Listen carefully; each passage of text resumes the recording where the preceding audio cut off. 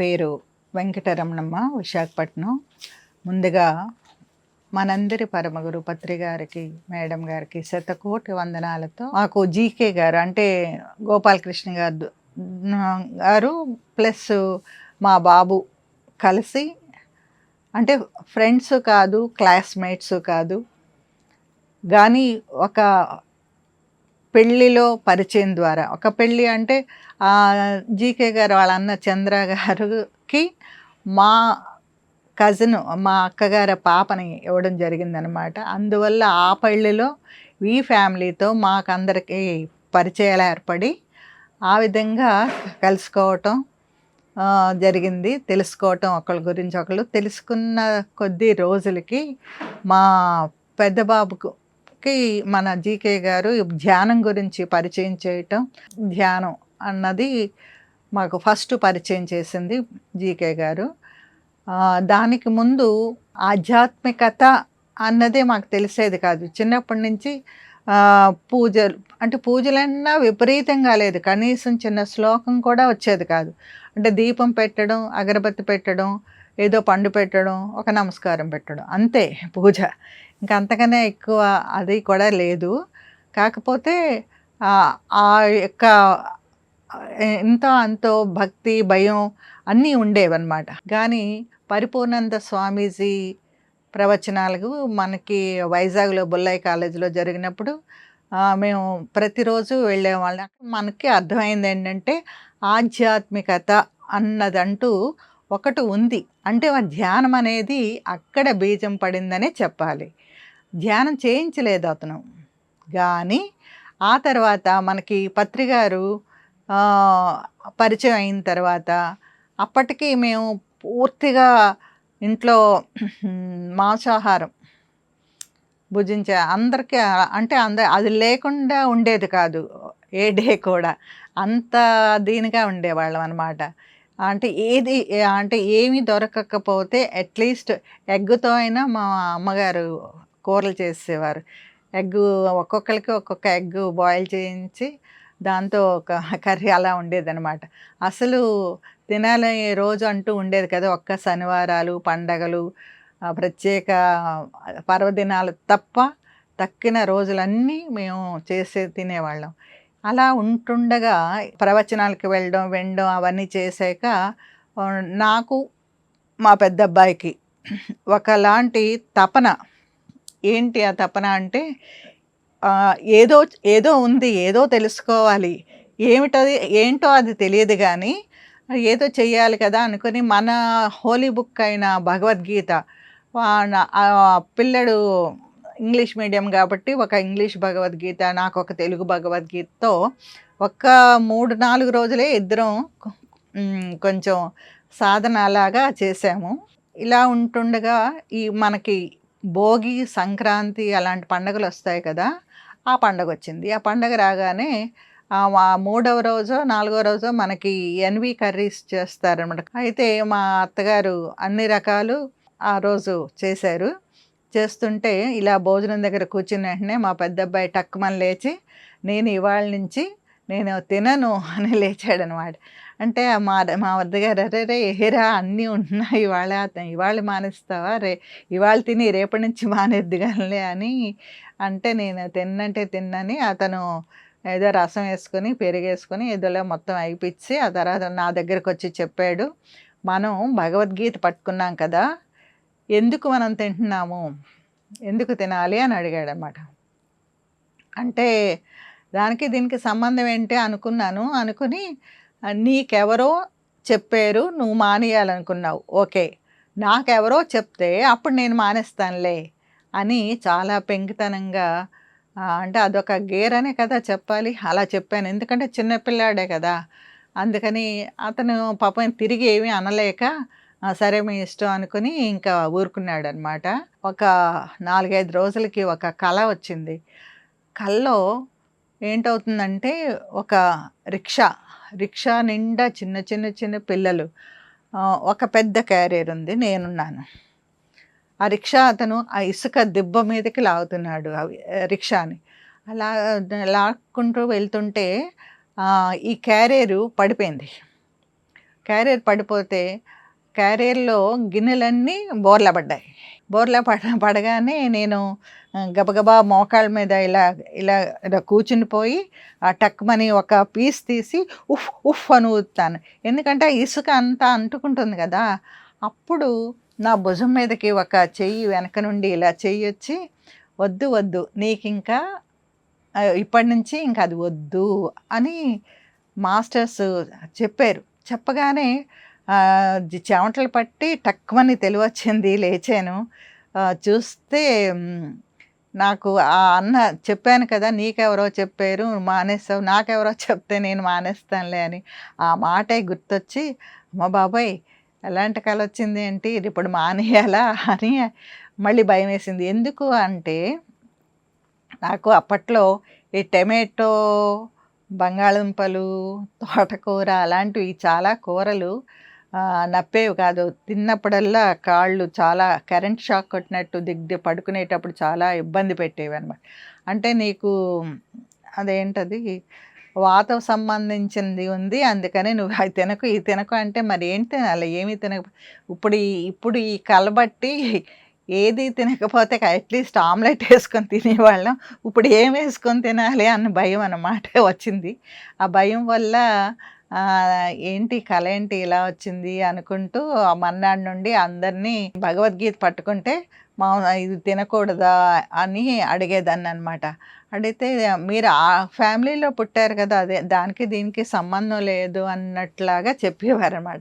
చెప్తే అదే నాకు ఆ ఆన్సరు కరెక్ట్ కాదు అనిపించినా మళ్ళీ మనకి ఏదో తృప్తి కోసం అందరినీ అలా అడగడం, తెలుసుకోవటం. అప్పుడు వేరే కల వచ్చింది మళ్ళీ. కలలోని మా ఫాదర్ అప్పటికే ఎక్స్‌పైర్ అయ్యారు. లేరు. కానీ మా ఫాదర్ పక్కన నేను కూర్చున్నాననమాట మఠం వేసుకొని. ఇద్దరికీ చక్కగా మంచి అరిటాకు వేశారు. అరిటాకులో వేడిగా అన్నం వడ్డించారు.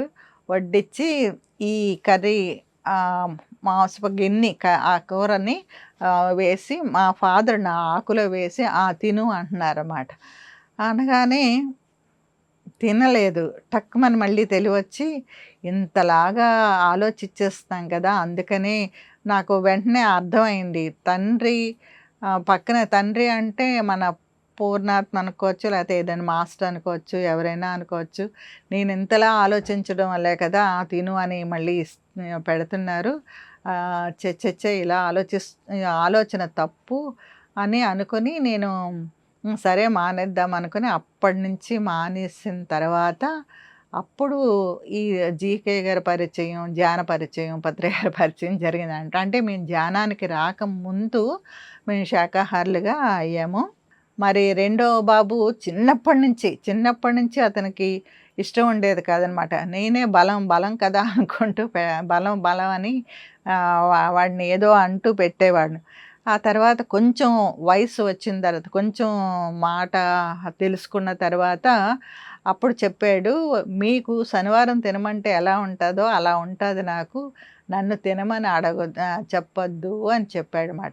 అంటే అతనికి పుట్టుకతోనే శాకాహారి అతను. తెలియనప్పుడు నేను పెట్టేదాన్ని. తెలుసుకున్నాక ఇంకా ఆగిపోయింది. మాకు ముగ్గురు అబ్బాయిలు. మూడో బాబుకి ఇంక నేను ఏ బలవంతము చేయలేదు, వద్దని అనలేదు, కాదని అనలేదు. మా వారు ఇతను ఎప్పుడైనా తెప్పించుకోవడం అని ఇంట్లో అయితే మానేసాము. మరి పాత్రలు కూడా మాంసాహారం ఉన్నవన్నీ నేను మార్చాను. అయితే భోజనాలకి వెళ్తాం కదా చుట్టాలు, అలా వెళ్ళినప్పుడు ఒకసారి చిన్న బాబు వచ్చి నాతో అంటున్నాడు, "భోజనం అయిన తర్వాత వామిటింగ్ అయింది" అని. బాడీ రిజెక్ట్ చేసింది అది తింటే అని చెప్పాడు. అవునా! అయితే మాని అని ఈజీగా అలాగా అందరం శాకాహారులుగానే మారాము. అలాగా మనకి పత్రిగారు పరిచయం అవ్వటం.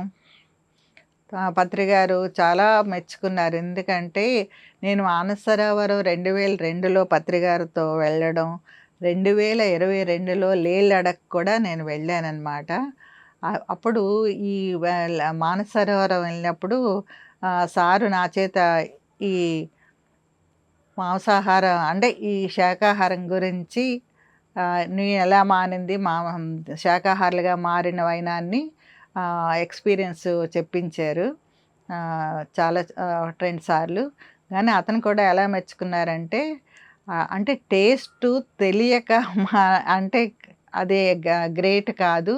అన్నీ తెలిసి అంత సునాయాసంగా చక్కగా మానడం అన్నది చాలా గ్రేటు అని అతను ఇది అన్నారనమాట. మేము ధ్యానంలోకి ఏ విధంగా వచ్చాము, అది చాలామంది పలానా డిసీజో లేకపోతే ఈ బాధో, ఆ బాధో ఏదో ఒకటి వాటి ద్వారా అది తగ్గించుకొని వచ్చామని కదా ఎక్కువ చెప్తుంటారు. మనకి నా విషయంలో అయితే అట్లా ఏం కాదు. అతనొచ్చారు, జీకే ఫస్టు చెప్పడం, ఆ తర్వాత పత్రిగారు వచ్చారు. ఫస్ట్ టైం మేము క్లాస్ కండక్ట్ చేయటం. అంటే ఒక 300 మెంబర్స్‌కి అలా వంట అది చేయించి పట్టుకెళ్ళామనమాట. అక్కడ విన్నదే తప్ప ఇంక ప్రత్యేకించి ఇందుకోసం వచ్చాము, అందుకోసం వచ్చాము అని కాదు. ఆ టైంలో పత్రిగారు తరచూ వస్తుండేవారు వైజాగ్ రావటం, పౌర్ణమి ధ్యానాలు, రిషికొండ దగ్గర కోను ప్లేస్ అని ఒకటుంటుంది. ఆ కోన్‌లో మెడిటేషన్ చేయడం, మళ్ళీ అక్కడి నుంచి సముద్రం దగ్గరికి అందరూ ఈ గ్రూప్ అంతా నడిచి వెళ్ళి సముద్ర స్నానాలు అర్ధరాత్రప్పుడు చేయటం అవన్నీ జరిగేవి. ఎంతో చక్కగా అంటే ఎన్నో కాన్సెప్ట్‌లు అవన్నీ వింటూ పత్రికకి సన్నిహితంగా అంటే ఒక గురువులాగా చూడడం తెలిసేది కాదు. అంటే మాకు 95లో తండ్రి అంటే ఫాదర్ ఇదయ్యారు. 97లోని ఇంచుమించు మాకు అంటే ఒక తండ్రి భావన, ఒక ఆత్మీయ భావనే తప్ప అమ్మో! గురువు, గురువు అలాగా తెలిసేది కాదు. తెలిసేది కాదు. చాలా చనువుగా చక్కగా ఇంటికొచ్చేవారు. మా బ్రదరు రెడ్డి నాయుడు వాళ్ళ ఇంటికి వచ్చినప్పుడల్లా నేనెళ్ళేదాన్ని. ఇంకొక విషయం ఏంటంటే, మా ఇంటికి ఇతను ధ్యానులను రావడానికి ఇష్టపడేవారు కాదు. ధ్యానం మంచిదే నువ్వు చేసుకో వెళ్ళు అనేవారు తప్ప ఎప్పుడైనా ఎవరైనా వచ్చిన పత్రికని తీసుకొద్దామని అనిపించినా ఇంకా ఆ అదృష్టం అయితే నోచుకోలేదు. కాకపోతే పత్రికతో చాలా ట్రెక్కింగ్‌లు, తిరుపతి ట్రెక్కింగుల్లో నో ఫుడ్ ట్రెక్కింగ్ కూడా వెళ్ళాను నేను, మా రెండో బాబు. అలాగా మరి సింగపూరు, మలేషియా, సింగపూర్‌లకి క్లాసులు చెప్పడానికి అదేవిధంగా మన కిషోరు అక్కడున్నారు కదా! రిషికేషు, జింద్ వెళ్ళాము. అంటే పత్రిగారు వెళ్ళి క్లాసులు చెప్పాలి అనుకున్నప్పుడు ముందుగా మేము వెళ్ళేవాళ్ళం. వెళ్ళి ఒక 1 వీక్ అలా ముందు వెళ్ళి కొన్ని ప్లేసెస్‌లో క్లాసులు చెప్పి మళ్ళీ పత్రిగారు వచ్చాక గ్రాండ్‌గా క్లాసు జరిపించాక అప్పుడు తిరిగి వచ్చేవాళ్ళం. అప్పుడు ఒకసారి జింద్ అనుకుంటాను. అక్కడ ఒకసారి క్లాస్ అవుతున్నప్పుడు వైజాగ్ నుండి వచ్చిన మాస్టర్లందరూ స్టేజ్ మీదకి రండి అంటే వెళ్ళామన్నమాట. వెళ్తే పత్రిగారికి అదే మైక్ ఇచ్చి మాట్లాడండి అంటే హిందీ అయితే పెద్దగా రాదు. నాకు హిందీ రాదు కదా నేను రాను అంటే నా గ్రూప్ ఊరుకోవట్లేదు. మీరుండాలి, మీరు రావాలి అనుకుంటూ పదండి మీరు రాపోయినా ఏం పర్వాలేదు వెళ్దాం చెప్దాం అనుకుంటూ తీసుకెళ్ళారు. పత్రిగారు అది మైకిచ్చి చెప్పండి అనగానే అక్కడ వచ్చి రాని అంటే నా పేరు, నా ఊరు, ఎందుకొచ్చాం అలాగా 2 ముక్కలు చెప్తే దగ్గరగా నాకు అన్నారు, "ఏంటి మీకంటే వీళ్ళందరికీ ఏమైనా వచ్చు అనుకుంటున్నారా? మీకంటే ఏం వచ్చేది వీళ్ళందరికీను. ఏం పర్లేదు బాగానే మాట్లాడారు అని అన్నట్లుగా అంటే అక్కడ మనం ఎలా మాట్లాడామని కాదు, ఆ తండ్రి ప్రోత్సహించిన తీరు నేను గుర్తు చేసుకుంటున్నాను అనమాట. అదేవిధంగా ఈజిప్ట్ కూడా సాయి కుమార్ రెడ్డి గారితో వెళ్ళాము. వెళ్ళినప్పుడు ఆ రోజు హుదూద్ తుఫాన్. ఆ తుఫాను అంటే మాకు ప్రయాణం అయింది. ప్రయాణం అందరూ అనేసుకున్నాం ఇలా వెళ్దాం, అలా వెళ్దాం అని ఎవరెవరో అనుకున్నాము. అయితే వైజాగ్‌లో ఉదయం నుండి టీవీలోని ఈ ట్రైన్ క్యాన్సెలు, ఆ ట్రైన్ క్యాన్సెలు అవన్నీ వస్తున్నాయన్నమాట. అంటే ఇంక గాలి మొదలైంది లైట్‌గా. నాకు ఫోన్‌లు వస్తున్నాయి. అంటే కొద్దిగా గ్యాంగ్‌కి లీడర్‌లాగా అనమాట. మేడం మనం వెళ్తామా? వెళ్ళట్లేదా? ఇలాగ ఇంట్లో గాలేస్తుంది ఇంతలాగా ఎలా వెళ్తారు అని అడుగుతున్నారని. ఏమోనండి పత్రిగారితో ఎప్పుడు ఏది ఫెయిల్ అయితే అవ్వలేదు. వెళ్తాం అనుకోని మీరు ముందే వచ్చేయండి మా ఇంటికి అంటే బ్యాగ్ పట్టుకొని అని అనేదాననమాట. ఎప్పుడు హైదరాబాద్ వెళ్ళాలంటే మనకి గోదావరి, విశాఖ అలా ఏదో బాగా తెలిసిన ట్రైన్‌లే తీస్తాం. కానీ ఆసారి ఎప్పుడు మా అబ్బాయి తీస్తాడు మూడో వాడే. అయితే ఆ రోజు ఎల్ఎల్‌టి దానికి లోకమాన్య ఆ ట్రైన్‌కి తీసాడు. ఎందుకు తీసాడో తెలీదు. అది క్యాన్సెల్ అవ్వలేదు. అన్నీ క్యాన్సిల్ కొన్ని క్యాన్సిల్ అయిపోయాయి. ఆ ట్రైన్ ఉంది. మేము తెగించి వెళ్ళిపోయాము. వెళ్ళిపోయాక ట్రైన్ ఎక్కేసాము, కూర్చున్నాము. అప్పుడు ధడ్ ధడ్ ధడమనే సౌండ్ అనమాట. అంటే ఈ ఆ రేకులు ఉంటాయి కదా! ఆ షెల్టర్‌లు అవన్నీ అనిపిస్తూ ఉన్నాయి. ట్రైన్ కదిలిపోయింది. ఆహ్, ఇంకా అనకాపల్లి దాటేసరికి తుఫాన్ అంతే. చాలా బీభత్సంగా మేము వెళ్ళిపోయాము. వెళ్ళి ఒకళ్ళ ఇంటికి మా చెల్లి గారి పాప ఉంటది హైదరాబాద్‌లో. వాళ్ళ ఇంటికెళ్ళామనమాట. అయితే టీవీలో చూస్తున్నాం అనమాట. ఎంత ఘోరంగా ఎన్నెన్ని పడిపోయి, ఎన్ని రేకులు లేచిపోయి అవన్నీ దడదడమని మరి ఫోన్ కనెక్షన్స్ అన్నీ కట్ అయిపోయి, కరెంట్ పోయి అవన్నీ అలా ఉందనమాట వైజాగ్ ఆ స్థితిలో. మేము రాత్రి పత్రిగారితో ఫ్లైట్ ఎక్కాలి. వెళ్ళాం అందరూ ఎయిర్‌పోర్ట్‌కెళ్ళేసరికి మమ్మల్ని చూసిన వెంటనే పత్రిగారు, "మీ మీ వైజాగ్‌లో అంత తుఫాన్ అవుతుంటే మీరెలా వచ్చారు?" అని అడిగారు. ఎలా వచ్చారంటే నవ్వుతూ, "మీరే తీసుకొచ్చారు" అని. మీరే తీసుకొచ్చేసారు అని అనేసాం. అది తర్వాత చాలా మిరాకిల్ అనమాట. ప్రయాణంకి మన చిన్నబ్బాయి, కోడలు కూడా అప్పటికి పిల్లలు లేరు. సో, పదండి అని వాళ్ళని కూడా తీసుకెళ్ళడం జరిగింది. ముగ్గురు వెళ్ళాం. ఒకసారి పత్రికారు ఆ టూర్‌లోనే వాళ్ళని ఉద్దేశించి ఏమన్నారంటే, కామ్‌గా ఉంటున్నారు. మాతో మాట్లాడరే మేమేం పాపం చేశాం? మాతో మాట్లాడండి అనుకుంటూ అన్నారన్నమాట. వాళ్ళకి భయం వల్ల అంటే గురువుగారు కదా! మరి అని అలాగా కొద్దిగా వెనక్కి ఉండేవారు. పిరమిడ్‌లోకెళ్ళిన తర్వాత పత్రిగారు వాళ్ళిద్దరిని ప్రత్యేకించి ఆ క్వీన్ ఛాంబర్‌లో తీసుకెళ్ళి కూర్చోబెట్టుకున్నారు. నేను వెళ్ళలేదు. నేను ఇంకో దగ్గర అలాగా తిరగటం ఉంది.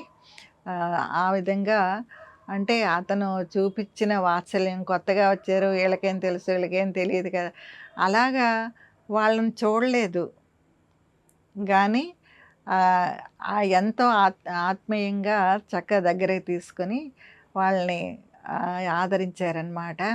అది కూడా నాకెంత హ్మ్, మరువలేని విషయంలాగా అనిపిస్తుంటది.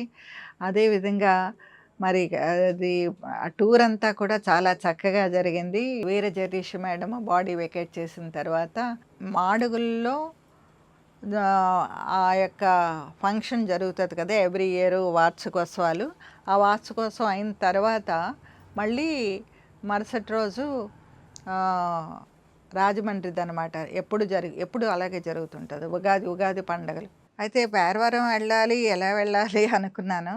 అనుకుంటూ అనుకుంటే మా బాబన్నాడు, "ఏముంది కవర్‌లో ఇంకొక శారీ పట్టుకొని ఎళ్ళిపోండి. మాడుగులు ఎళ్తారు కదా! మాడుగుల్లో ఎవరైనా తోడు దొరికితే వెళ్ళండి. లేదంటే మళ్ళీ ఇంటికొచ్చేద్దురు గాని" అన్నాడు. సరే అది బానే ఉందని ఒక 2 శారీస్ కవర్‌లో పెట్టుకొని మాడుగులు వెళ్ళడం అయింది. అక్కడికి పత్రి గారు, మన నందా గారు అందరూ వచ్చారు. కార్యక్రమం అయిపోయిన తర్వాత నందా నేను ఇలాగా మాడుగులు అదే మన పేరవరం వెళ్దాం అనుకుంటున్నాను. కారు ఏమైనా ఖాళీ ఉంటదా పత్రి గారితో అని అడిగాను. నందా అన్నాడు, నేను వెళ్ళట్లేదమ్మా. నాకు పనుంది. నేను ఉండిపోతాను. నా ప్లేస్‌లో మీరు ఎళ్దురు గాని" అని డ్రైవర్‌ని పిలిచి మేడం బ్యాగ్‌ని కార్‌లో పెట్టించు.